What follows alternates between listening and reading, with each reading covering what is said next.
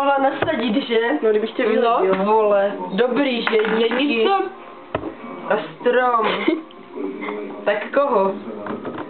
Tady těma počkám, tady těma dojedu. Kytka a strom. A budu na čího.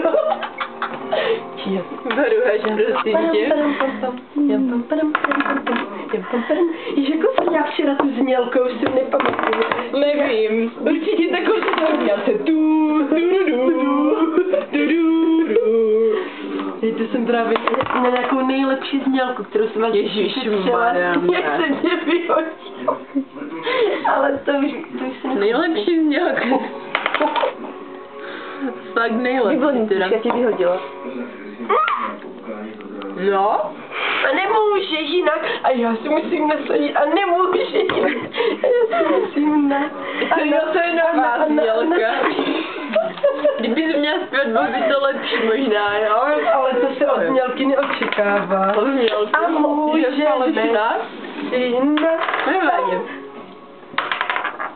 Jo.